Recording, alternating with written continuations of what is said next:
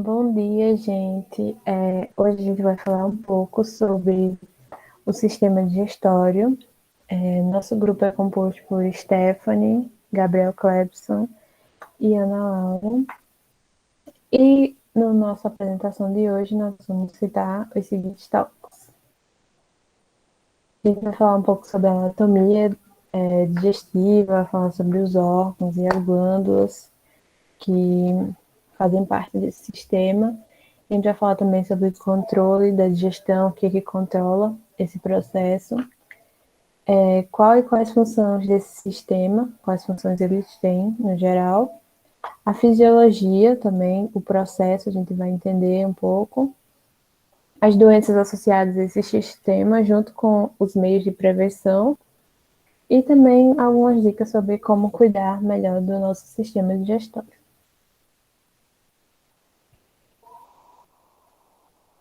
Primeiro a gente vai começar falando sobre os órgãos e as glândulas que fazem parte desse sistema. O sistema digestório ele é formado pelo trato gastrointestinal, que é composto pelos seguintes órgãos: a boca, a faringe, o esôfago, o estômago, o intestino grosso e o intestino delgado. E associado a esses órgãos que eu citei agora, a gente tem as glândulas acessórias, que elas também podem ser chamadas de glândulas associadas, que são as glândulas salivares, que se encontram na boca, o fígado e o pâncreas.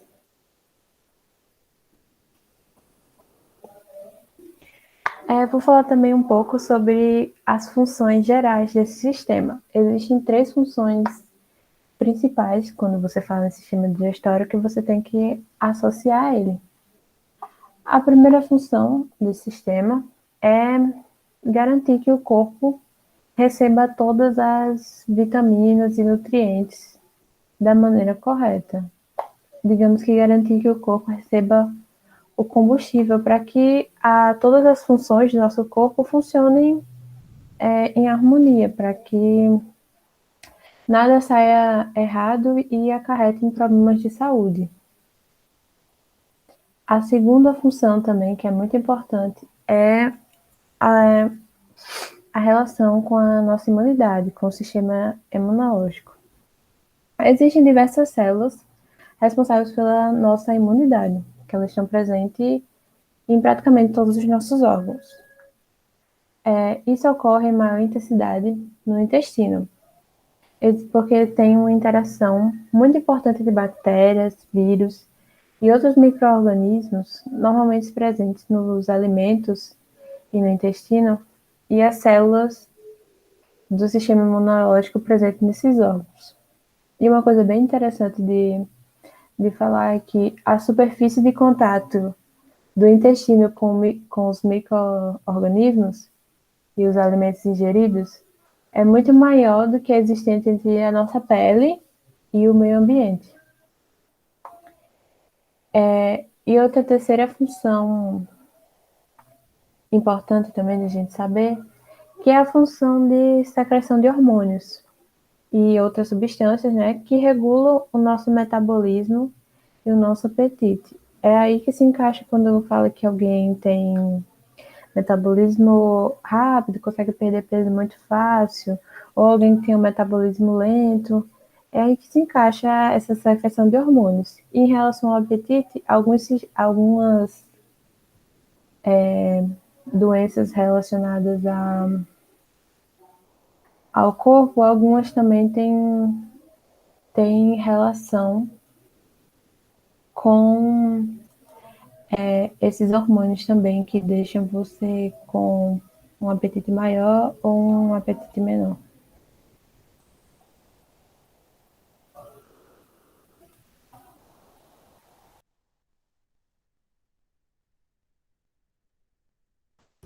Oi, gente, bom dia. Agora eu vou falar um pouco sobre a fisiologia da digestão. O sistema digestório, a partir da alimentação, ele serve para transformar o alimento em macromoléculas. Após isso, elas são quebradas em micromoléculas para serem absorvidas. Para isso, Os alimentos percorrem um longo caminho, e seu ponto de partida, como foi falado anteriormente, é a nossa boca, onde a comida será misturada com a saliva. Os órgãos que têm maior importância nesse processo são a boca, que é onde começa o processo, e nela tem os dentes e a língua, que trabalham triturando os alimentos e, além disso, ajudam no ato da deglutição e ajudam também a empurrar os alimentos. Nesse longo processo da digestão, temos também as glândulas anexas, que elas não só fazem parte desse sistema, mas também cooperam no nosso processo. São as glândulas salivares, o fígado e o pâncreas. A parótida, sublingual e a submandibular fazem parte das glândulas salivares. O próximo órgão é a faringe, que também é comum no sistema digestório. Então, tem a epiglote, que ela serve para impedir a passagem da comida para a laringe, que faz parte do sistema respiratório. Após isso, a comida passa pelo esôfago, que realiza movimentos peristálticos, na qual faz a comida passar. Segue para o estômago, onde tem acesso ao suco gástrico, transformando os alimentos que são ingeridos em uma espécie de bolo alimentar. Após passar pelo estômago, a comida passa pelo intestino delgado, juntando-se à bilis do fígado, que é uma glândula anexa, que contribui para a digestão de gorduras. Com a ajuda do suco do pâncreas, os amidos e o açúcar são dissolvidos, carboidratos são transformados em glicose, proteínas em aminoácidos e lipídios em ácidos graxos. Logo em seguida, o intestino delgado absorve substâncias importantes e vitais para o nosso organismo através da corrente sanguínea. Por fim, no intestino grosso, há a presença de algumas bactérias que fermentam, decompondo o alimento, que geram gases e outros produtos, como a vitamina K, que é absorvida pelo corpo. E, por fim, o material que não foi digerido forma as fezes, que se acumulam no reto e são eliminadas para fora do ânus.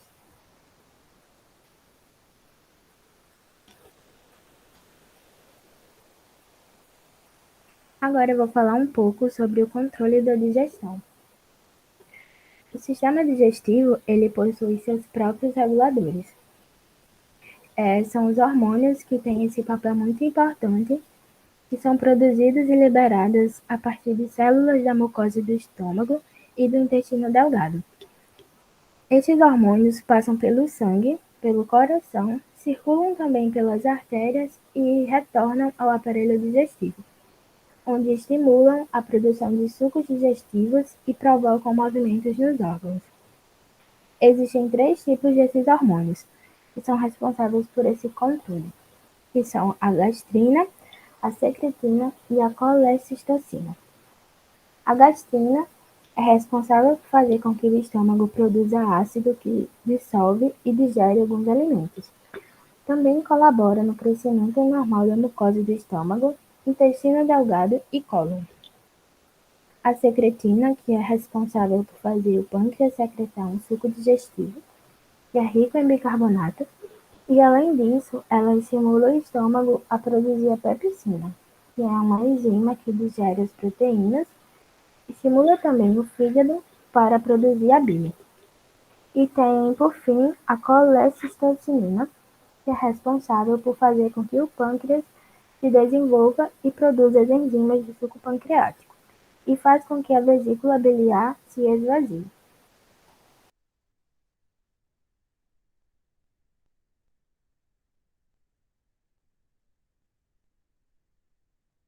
Bom dia, gente. Agora eu vou falar um pouco sobre as doenças digestivas, né? Quando pensamos em doenças digestórias, ligamos logo ao intestino e ao estômago. Mas não.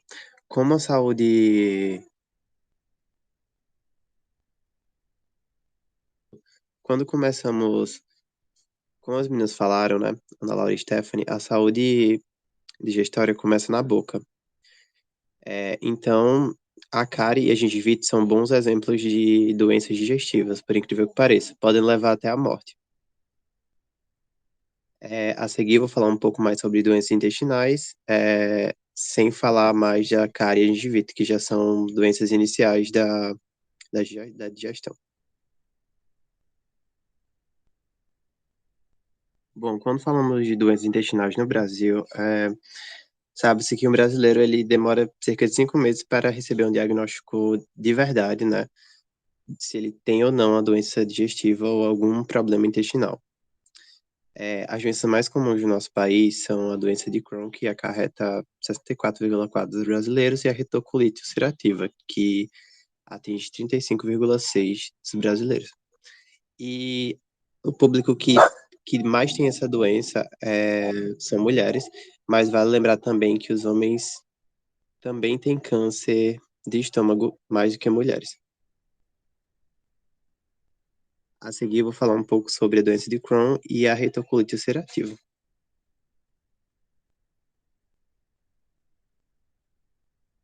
A doença de Crohn é uma síndrome inflamatória, né, que acarreta o trago gastrointestinal e afeta inicialmente o intestino delgado e o cólon. É uma doença muito grave, pode afetar os tecidos gastrointestinais de uma forma bem profunda, por isso é importante o diagnóstico cedo, diferente do que acontece no Brasil. A doença de Crohn também é desconhecida o porquê que ela acontece, mas sabe-se que pode ser por uma má alimentação ou questões de saneamento básico, que às vezes não existe, questões ambientais e também pessoas que já tiveram infecções na infância. A seguir eu vou falar também sobre a retocolite ulcerativa. A retocolite ulcerativa, assim como a doença de Crohn, ela é crônica e provoca inflamação no trato digestivo. No trato digestivo, né? A colicolite ulcerativa, ela também acontece no intestino, mas dessa vez no grosso e no colo, até o reto. As formas variam de grave e leve, por isso, mais uma vez, é importante o diagnóstico cedo.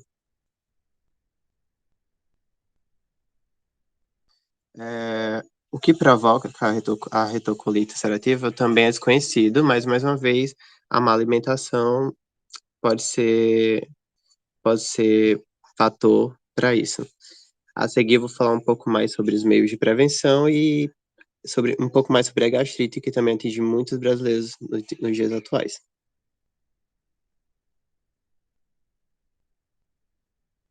É, Como as meninas falaram inicialmente, é, é, a saúde digestiva começa na boca. Então, uma boa mastigação já é um bom início para a saúde digestiva e até para a saúde bucal também, para não dar cárie, essas coisas, porque facilita o trabalho do estômago. Porque se engolimos o alimento inteiro, o estômago vai ter que trabalhar mais. E às vezes não consegue digerir bem, e aí dá má digestão, problemas intestinais, problemas estomacais. E é por isso muito importante a alimentação balanceada e uma boa mastigação. Beber água diariamente, o valor certo de água diariamente também é importante, pois ajuda no funcionamento do intestino, porque o intestino, em sua maioria, é água. Uma alimentação balanceada e rica em fibras também é importante, porque a fibra que tem nos alimentos ajuda a combater dores e doenças do sistema digestório. E, por fim, fazer exames de rotina também é importante, porque uma ajuda profissional é muito melhor do que a melhor forma de prevenir doenças. Agora eu vou falar um pouco mais sobre a gastrite, que é uma doença que acarreta muitos brasileiros hoje em dia também. A gastrite, ela é mais comum do que a retocolite e do que a doença de Crohn. Ela é inflamação também no estômago, pode ser aguda, leve a moderada, pode durar pouco, muito, ser crônica ou não, e quando ela se instala de vez no nosso estômago, é difícil um pouco de de cuidar dela, porque ela carrega muita doença, muitas dores estomacais e às vezes só com anti-inflamatório mesmo, para essas dores sumirem. Existem 5 tipos de gastrite, que é a aguda, a nervosa, a crônica, a enematosa e a esofílica. A seguir eu vou falar os países que mais têm doenças intestinais do mundo, segundo a OMS, e o porquê disso. Bom, os países com mais casos de doenças intestinais do mundo, inicialmente, é os Estados Unidos, os países da América Latina e o continente africano. E segundo a OMS, os Estados Unidos têm mais doenças intestinais por causa da cultura do fast food, das comidas gordurosas, não que os outros países não tenham, mas lá é mais comum e mais predominante essas comidas mais gordurosas, que acarretam doenças intestinais, porque lá não se pensa tanto em saúde intestinal, até porque é uma cultura muito predominante até no mundo todo agora, essa cultura, comida extremamente gordurosas que acabam atrapalhando o nosso intestino e nosso sistema digestório. Já na América Latina, diferente dos Estados Unidos, essas casos de doenças intestinais é mais comum por causa do contexto social mesmo, já que as pessoas da América Latina não têm uma segurança alimentar tão boa quanto a dos Estados Unidos. E isso acaba trazendo mais doenças às pessoas pela falta de saneamento básico, falta de comida correta no dia a dia, e dentre outros problemas sociais que acabam estando ligando diretamente com o nosso sistema digestório. E no continente africano, o mesmo. No continente africano acontece o mesmo, justamente pela falta de comida, insegurança alimentar e a falta de saneamento básico, porque eles acabam tomando água com bactérias e as bactérias vão diretamente para o nosso intestino. E por isso acabam morrendo, tendo câncer e dentre outras doenças do trato gastrointestinal. E é isso. A seguir, nós temos nossas referências, que nós chamamos para falar para vocês hoje. E é isso. Por fim, é isso. Obrigado, gente.